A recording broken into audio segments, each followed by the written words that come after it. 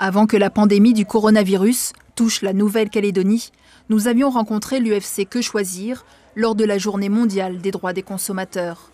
La hausse des prix était déjà au cœur des discussions. Moi, perso, je trouve que ça peut lever. Même quand c'est produit dans le pays, mais les prix ne varient pas. Déjà, les salaires ne sont pas très hauts pour la basse classe. Donc ces gens-là se privent de certains produits parce qu'ils sont trop excessifs pour leur budget.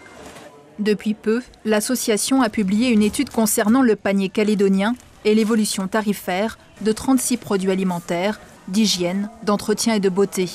On y apprend que le panier a augmenté de près de 5% de septembre 2019 au mois d'avril 2020.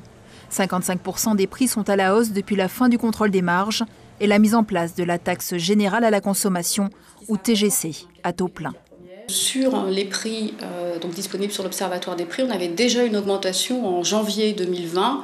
Donc janvier 2020, on n'était pas en confinement, il n'était même pas envisagé, on était simplement en libération des marges. Donc passage à taux plein de la TGC, diminution du panier alimentaire, libération des marges et peut-être d'autres facteurs, augmentation du panier de l'ordre de 5%.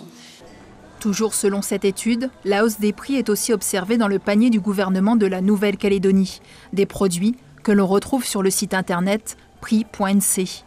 Alors qu'en est-il de l'impact du confinement sur la consommation ? L'Institut de la statistique et des études économiques vient de publier les prix de l'alimentation au mois de mars 2020. Ils ont augmenté de 1,2%. Réponse de l'exécutif ce matin sur notre antenne radio. J'ai demandé que l'Observatoire des prix et des marges soit un peu mieux saisi sur cette question et notamment sur la question des produits de première nécessité.